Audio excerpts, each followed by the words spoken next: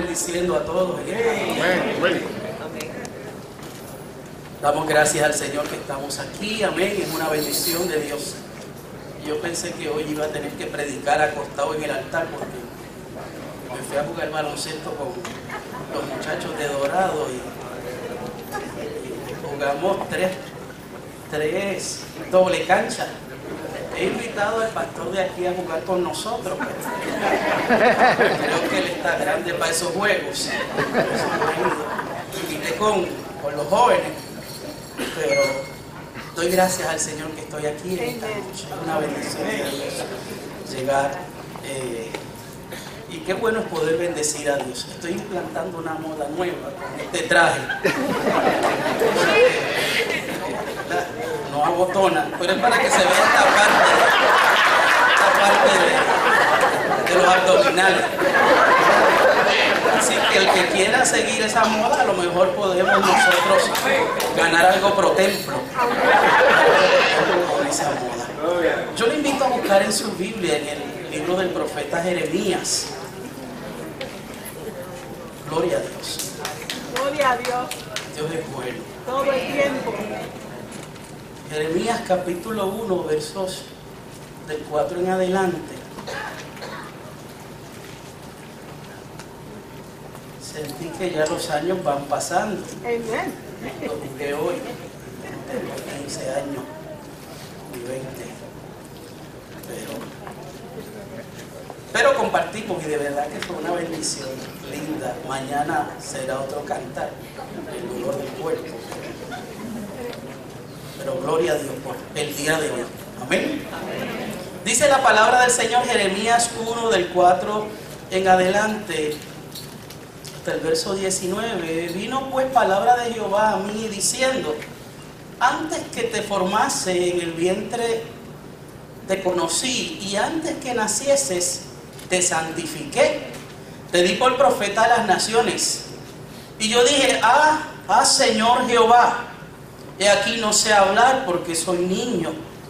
Y me dijo Jehová: no digas soy un niño, porque a todo lo que te envíe irás tú, y dirás todo lo que te mande. No temas delante de ellos, porque contigo estoy para librarte, dice Jehová. Y extendió Jehová su mano y tocó mi boca, y me dijo Jehová: he aquí he puesto mis palabras en tu boca. Mira que te he puesto en este día sobre naciones y sobre reinos, para arrancar y para destruir, para arruinar y para derribar, para edificar y para plantar. La palabra de Jehová vino a mí diciendo: ¿qué ves tú, Jeremías? Y dije: veo una vara de almendro. Y me dijo Jehová: bien has visto, porque yo apresuro mi palabra para ponerla por obra.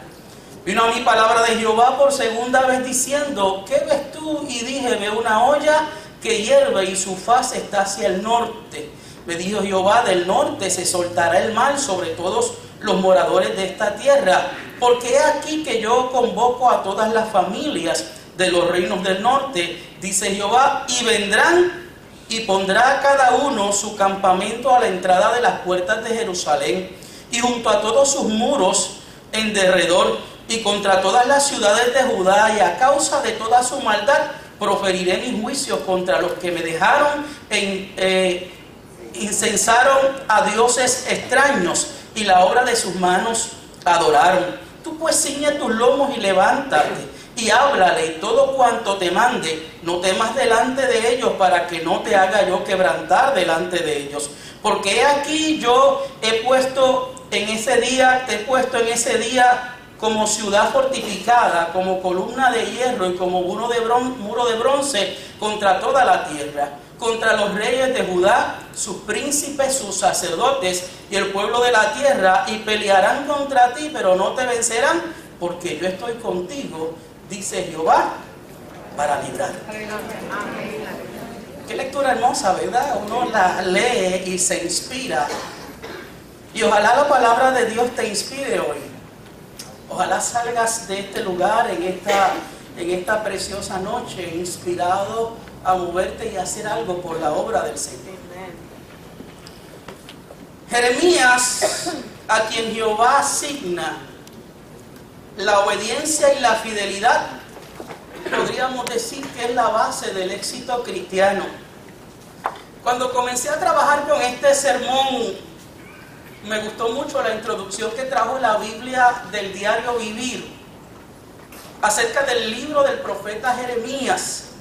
Y dice, ¿qué es el éxito? La mayoría de las definiciones hacen referencia a alcanzar metas y a adquirir riquezas, prestigio, favor y poder.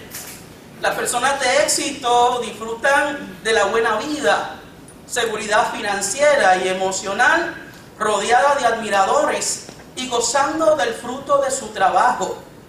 Son líderes, personas que crean opiniones e implantan modas, como yo les decía ahorita, o tendencias. Imitan su ejemplo, admiran sus logros, saben quiénes son y a dónde se dirigen, avanzan con firmeza para alcanzar sus metas. Y en base a estos patrones, Jeremías era un miserable fracasado, porque durante 40 años sirvió como vocero de Dios para Judá, pero cuando habló, nadie lo escuchó. Con firmeza y vehemencia exhortó a que actuaran, pero nadie se movió. Y sin duda no tuvo éxito material. Era pobre y sufrió severas privaciones por decir sus profecías. En el capítulo 37 lo enviaron a la cárcel. En el capítulo 38 lo pusieron en una cisterna. En un momento dado lo llevaron a Egipto en contra de su voluntad en el capítulo 43.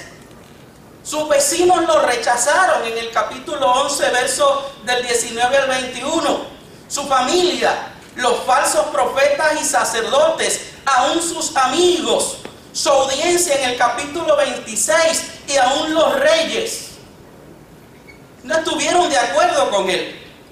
A lo largo de su vida, Jeremías permaneció solo, declarando los mensajes de fatalidad, anunciando el nuevo pacto y llorando por el destino de la nación que amaba. A los ojos del mundo, Jeremías no representaba ningún éxito. Sin embargo, a los ojos de Dios, Jeremías fue una de las personas de más éxito en toda su historia.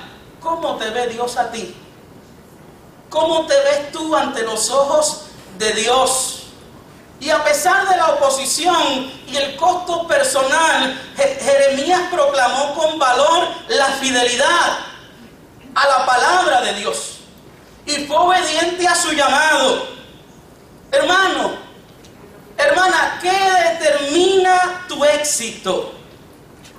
¿Qué determina que tú eres exitoso dentro del contexto de la vida cristiana? ¿Qué determina tus logros? ¿Los parámetros seculares? ¿El aplauso de la gente? ¿La aprobación de tus compañeros? ¿Qué dirá el Señor al final de esta jornada de tu vida? Podrá decir el Señor, en lo poco fuiste fiel y en lo mucho te pondré, entra en el gozo de tu Señor. O podrá decir el Señor, siervo malo y negligente, no te conozco. Este libro de Jeremías es una combinación de historia, de poesía y biografía. El profeta utilizó mucho simbolismo para comunicar su mensaje. Su mensaje podía circunscribirse a lo siguiente: arrepiéntanse y vuélvanse a Dios, o Él los va a castigar, o Él los castigará. Jeremías nació aproximadamente en el año 640 a.C. en Anatot, una aldea que quedaba a unas 2 millas al norte de Jerusalén. Su padre se llamó Hilcías, y esta ciudad parece haber sido una levítica, porque desde los días de Josué y haber sido el hogar de Abiatar, el sumo sacerdote, era una ciudad sacerdotal en tiempos del rey David. Así, que es posible que Jeremías era de la clase sacerdotal. Recibió su llamamiento en el año 13 del rey Josías. Y puesto que este rey llegó al trono a los 8 años de edad, él y Jeremías deben haber sido aproximadamente de la misma edad. El reinado de Josías había sido precedido por el largo e impío gobierno de Manasés, su abuelo, 55 años, y los 2 años de su padre Amón. Durante estos casi 60 años antes de Josías había florecido el culto pagano. Manasés había introducido muchas de las prácticas religiosas de Asiria y de las naciones vecinas. Los cultos o el culto de la fertilidad con sus prácticas de prostitución sagrada eran tolerados en los recintos del templo. En las calles de Jerusalén se hacía ofrenda a divinidades astrales, según el capítulo 7, versos 17 y 18. En la capital de Judá se practicaban hasta sacrificios humanos, según el capítulo 7, versos 31 y 32. Así que la decadencia religiosa era la orden del día en todas partes en Judá. Y el paganismo llegó a mezclarse de tal manera con el culto a Dios que el pueblo común no conocía la diferencia entre lo sagrado y lo que es profano. Las líneas de la verdadera religión se habían tornado un poco confusas. El templo había caído en el abandono y las masas de Judá se habían tornado politeístas. Fue en este ambiente en el cual Dios llama a su profeta. No todo estaba llanito, no todo estaba pichesancrín. No eran puertas abiertas, porque los llamados hoy se entienden de Dios si todas las puertas están abiertas y usted entra por ahí como el dueño. Se habla de Jeremías y algunos dicen que era un muchacho tímido, introvertido, no era un personaje atractivo, era sensible. De hecho, los que lo han malinterpretado, lo consideraban un hombre neurótico, temperamental, inadaptado a su época, un aguafiestas, que no comparte con nadie, se queda en una esquina. La realidad, hermanos, es que solo un Dios que ve el corazón pudo haber elegido a este joven extraño para cumplir la gigantesca tarea de ser un profeta para las naciones. Y esto es importante y es de valor para que en esta noche tú lo puedas entender. Hermano, hermana, no dejes que nadie te descalifique o descualifique. Descalifique. Que nadie te diga que no puedes. Que nadie diga que tú no eres señalado por Dios, o que Dios no tiene un plan o un proyecto con tu vida. La opinión de Dios es lo que importa. Si ciertamente Él es quien te llama, procura obedecer a Dios antes que a los hombres. Dios es el Dios que le gusta trabajar, con instrumentos débiles. Dios es el Dios que le gusta trabajar con la gente que se cree incapaz. Dios es el Dios que le gusta trabajar con aquellos que no son autosuficientes y pueden depender de Él.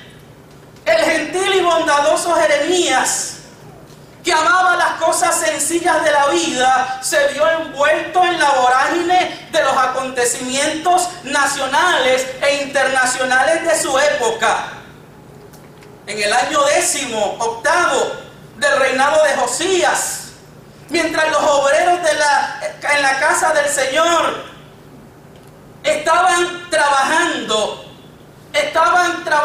con las grietas del templo, se descubrió una copia del libro de la ley, según Segunda de Reyes capítulo 22, versos del 3 al 8.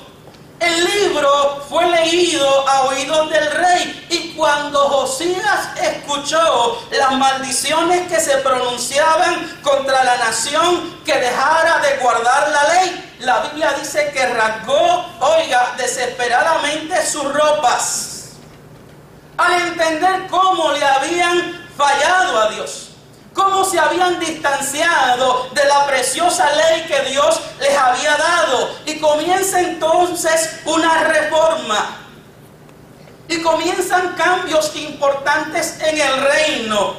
Pero aparentemente no pasó de ser para la mayoría de la nación algo externo. No hubo la regeneración espiritual esperada. Por un tiempo se apartaron del culto pagano, pero el corazón de los sacerdotes y los profetas amaban más los caminos de la corrupción que el camino del Señor. Se habían acomodado, se habían acoplado a aquella vida libertina, aquella vida pagana, aquella vida en contra de la ley de Dios. Internacionalmente, los babilonios estaban tomando el control que por mucho tiempo tuvieron los asirios, y serían el instrumento del castigo de Dios para la nación. Bajo estas circunstancias, Dios llama a este profeta, y a quien Dios llama capacita. Hoy vivimos tiempos difíciles en nuestro país. Hoy vivimos tiempos retantes para la vida de la iglesia, pero Dios sigue llamando gente. Dios sigue llamando personas aún en todas partes del mundo, y aún en los países perseguidos, y aún en los países donde hay ocultismo, y aún en los países donde hay pobreza. Dios sigue llamando a la gente, y aún en los lugares donde hay provisión, y en los lugares donde hay prosperidad, y en los lugares donde las cosas económicamente estén bien y hay progreso, ahí también Dios sigue llamando gente. Vino pues palabra de Jehová a mí diciendo: antes que te formase en el vientre te conocí, y antes que nacieses te santifiqué, te di por profeta a las naciones. Jeremías, tú no eres un número más, tú no eres una creación en masa. Yo te conocí, yo te formé en el vientre de tu madre. Dice, vino palabra de Jehová a mí. Y aquí se describe una confrontación divino-humana. Jeremías no dice que vio a Dios, pero Dios se le acercó. Pero Dios se acercó a Jeremías. Aquí vemos a Dios en íntima conversación con el hombre. Un encuentro planificado por el divino, a quien le agradó a escoger a un hombre sencillo, sin tener en cuenta su flaqueza y sus limitaciones. Qué bueno el Dios que nosotros tenemos. Porque el Dios que nosotros tenemos no es influenciado por nadie a la hora de tomar una decisión para bendecirte. Él bendice a quien le da la gana. Él bendice a quien Él quiere bendecir. Él llama a quien Él quiere llamar. Oiga, aunque no llene los parámetros que la sociedad quiere o que la sociedad persigue. Note bien que no fue Jeremías quien inició el encuentro, sino el Dios del cielo. Hermano, Dios también te está buscando a ti. Dios también me está buscando a mí. Te conocí. El término yadá, conocer, utilizado en una variedad o en gran variedad de sentidos. También quiere decir te observé, o cuidado, o reconocimiento, o te designé, te comprendí, te consideré, te conté, te descubrí. También quiere decir discernir, entender. Dios es el que nos comprende, nos entiende.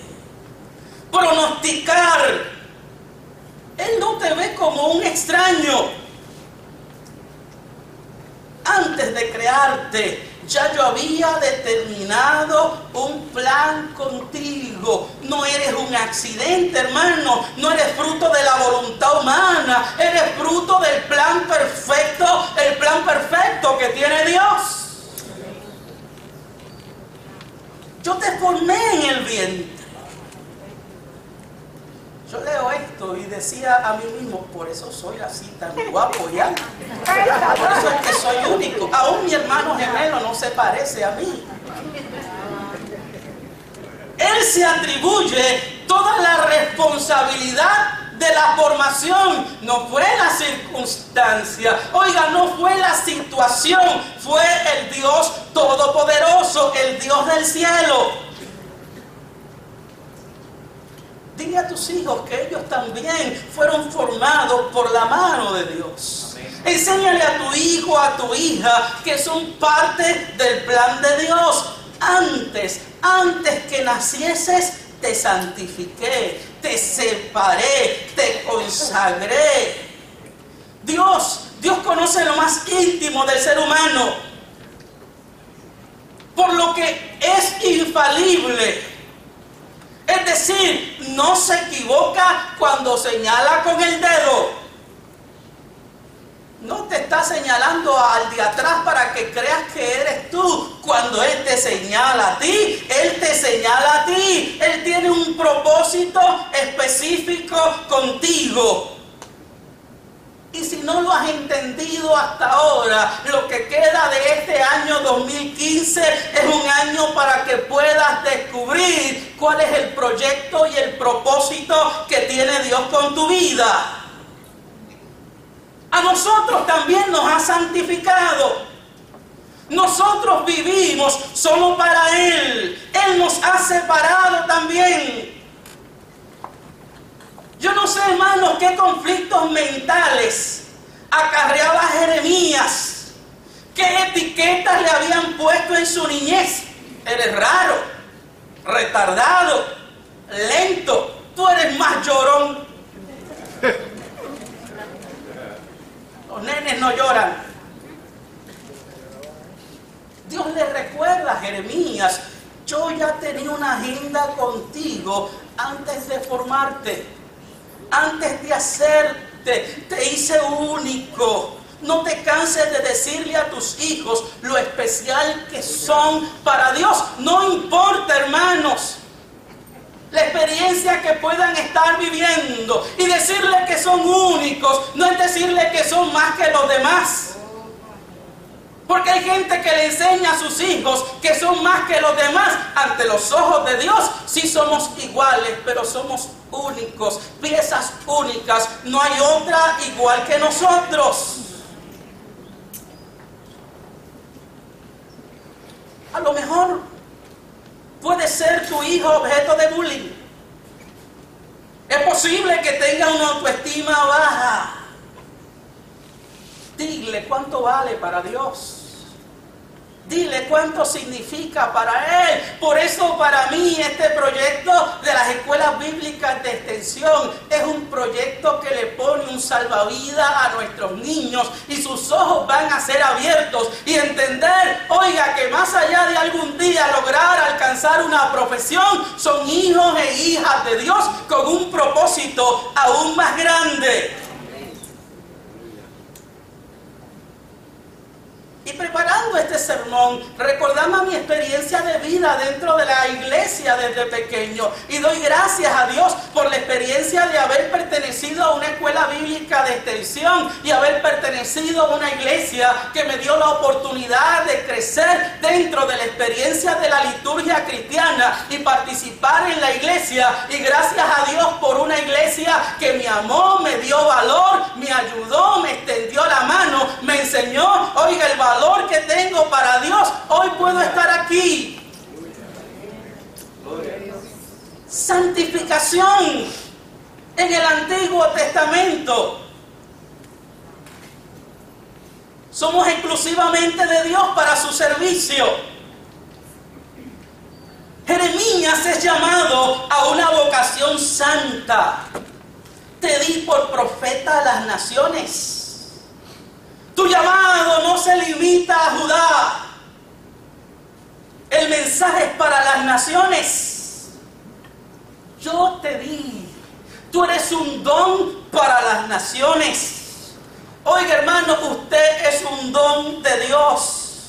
Para aquel que no conoce al Señor, usted es un don de Dios para el Puerto Rico que se pierde. Usted es un don de Dios para el Puerto Rico que vive en la violencia. Usted es un don de Dios para el Puerto Rico que pierde los valores. Un cristiano es un don de Dios para el perdido, para el sediento y para el hambriento. Y si eres un don de Dios, no te guardes lo que Dios te ha dado. Compártelo con los demás. Dios tiene un plan con todos los hombres, pero si Él designa a algunos, oiga, una clase específica de trabajos. La palabra hebrea Naví se traduce profeta o vidente y aparece unas 300 veces en el Antiguo Testamento, y el fin es anunciar, es hablar, es proclamar, es proclamador de la sagrada verdad. A lo mejor no eres un profeta de esos de etiqueta de hoy.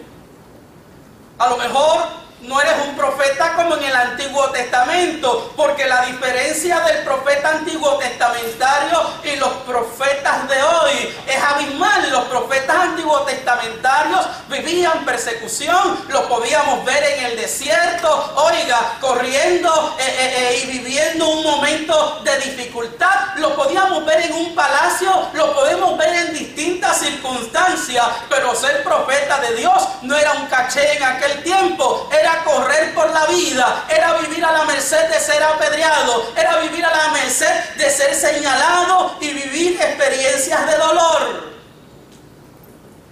No eres tal vez un profeta de Dios, pero eres un predicador del evangelio, pero eres un anunciador de la buena verdad, pero eres un hacedor de discípulos. Y Dios te dice: en esta noche te llamé, te escogí, y es importante que ejecutes mi plan. Por ejemplo, Sansón fue llamado en un momento dado para una función específica y con unas capacidades específicas. David también fue seleccionado como rey, el hombre conforme al corazón de Dios. Juan el Bautista ejerció un ministerio también un poco extraño, el hombre de pelo de camello que vivía en el desierto y se alimentaba con miel silvestre y con langostas, no de las que usted come, de las langostas que son como grillos. Y vivió un tiempo difícil, al igual que Pablo. Pero cualquiera sea el trabajo que Dios te asigne, debes hacerlo para la gloria de Dios. Si Dios te da una tarea específica, acéptala con gozo y hágala, hermano, con excelencia. Hágala como para el Señor. No a lo runtuntún como dice la gente. Hágalo, oiga, porque Él se merece lo mejor. Él siempre nos da lo mejor. Y yo dije: Señor Jehová, he aquí no sé hablar porque soy niño. Sale a relucir su carácter tímido e introvertido. Su naturaleza sensible no se adapta a la tarea, oiga, que se le encomienda. La presencia abrumadora de Dios lo sobrecogía. El terror del completo abandono del yo y el futuro a Dios no podía menos que haber conmovido al más intrépido de los corazones. No sé qué decir, no sé hablar, no poseo las cualidades de estilo y elocuencia tradicionalmente ligados a semejante actividad profética. Sus sentimientos de indignidad y el conocimiento de sus limitaciones lo dominaban. ¿Cuánto te limitas, hermano? ¿Cuánto te retraes? ¿Cuánto te paralizas? Él se canta inexperto. Se cree que tenía 20 años. Indudablemente Jeremías sabía lo que implicaba ser profeta de Dios, ya que conocía a algunos de sus contemporáneos. Tal vez se comparó con otros profetas y decía, yo no hablo como él, no tengo la apariencia, no soy tan alto, no tengo una voz de locutor. Yo no intimido a nadie, a mí me intimida la gente. Hermanos, vivimos siempre comparándonos con los demás para validarnos. Pero te repito en esta noche, tú eres único. Tú eres único, Dios te hizo único. Con un tono de voz única, con huellas dactilares únicas, con un ser interior único. No te compares con nadie. Que el compararte con otra persona no valide lo que tú eres para Dios, porque esa otra persona tiene funciones que desempeñar en el reino, pero también Dios te quiere usar a ti. Pero también Dios quiere usar lo que tú eres, tu carácter, tu personalidad. Dios quiere usar tu temperamento, tus sentimientos, tu corazón. Dios quiere usar tu cuerpo. Dios quiere usar todo lo que tú representas, seas bajito, seas alto, gordito, seas lindo, seas menos lindo, oiga, seas divertido. Dios te quiere usar. Se acobardó, se llenó de temor, y el temor paraliza. La Biblia dice, el temor del hombre le pondrá lazo. Fue la excusa de Moisés. ¿Quién soy yo para que vaya Faraón y los saque de Egipto? Saque de Egipto a los hijos de Israel. Yo soy tardo para hablar. Isaías, oiga el llamado, yo soy hombre de labios inmundos. Pero hermanos, no es con nuestras fuerzas, no es con espada ni con ejército. La Biblia dice que es con su espíritu. Hay garantía de la presencia de Dios. Yo estoy contigo para librarte. Y dice el verso 9, es que extendió Jehová su mano y tocó mi boca. Qué bueno que no hay un culto después de este. Y me dijo Jehová, he aquí he puesto mis palabras en tu boca. Un acontecimiento antropomórfico de la distancia entre Dios y el hombre. Ahora el llamado del profeta va acompañado de un toque divino.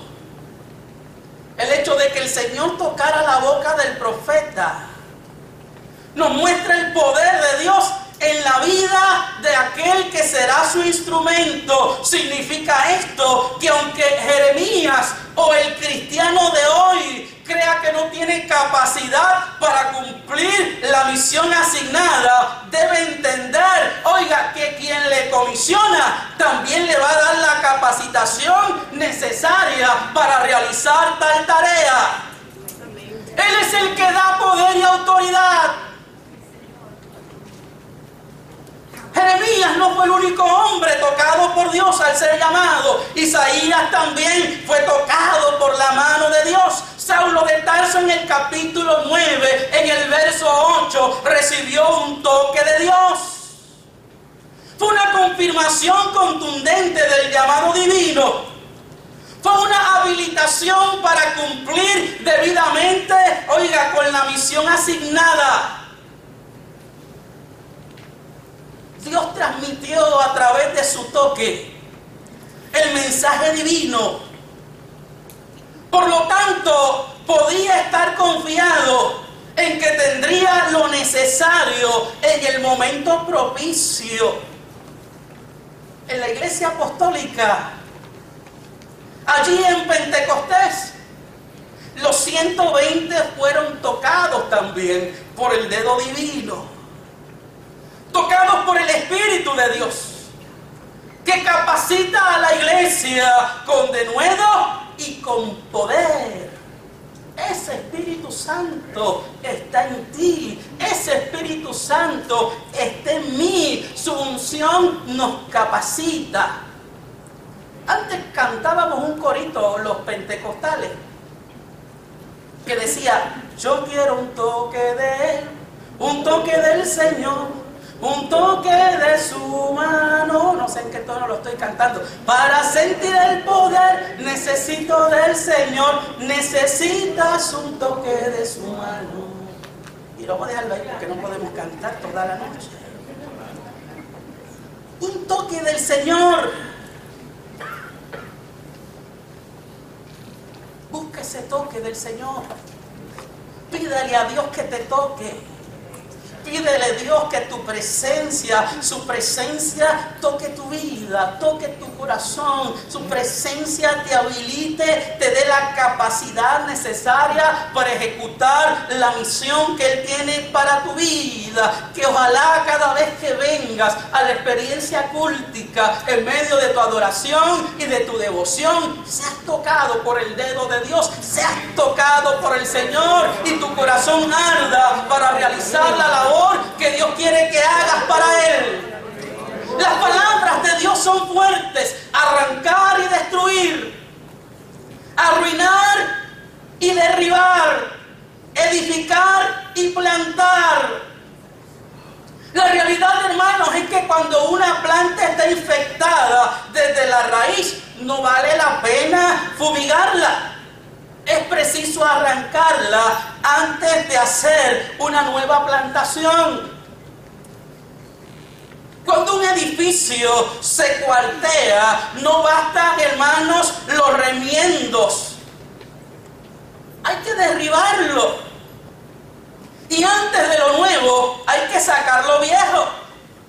Y antes de edificar, hay que sacar lo que estorba, lo que daña, lo que limita, lo que te frena. Hay que sacarlo. Él no pone parchos en tu vida. Él te hace nuevo. Él te hace totalmente nuevo. Como el alfarero, cuando la vasija se echó a perder, Él hizo una vasija nueva. Es el mensaje que encontramos repetidas veces en la Escritura, cuando nos dice: dejad de hacer lo malo. Primero, aprender a hacer lo bueno, dice Isaías. Dice el apóstol que de modo que si alguno está en Cristo, oiga, nueva criatura es. Las cosas viejas pasaron. Pablo habla de la eliminación de las obras de la carne para que después el fruto del Espíritu se pueda manifestar. Una vara de almendro despierta del sueño del invierno antes que los demás árboles. Florece en enero y da fruto en marzo. Es símbolo de la temprana ejecución de los propósitos divinos.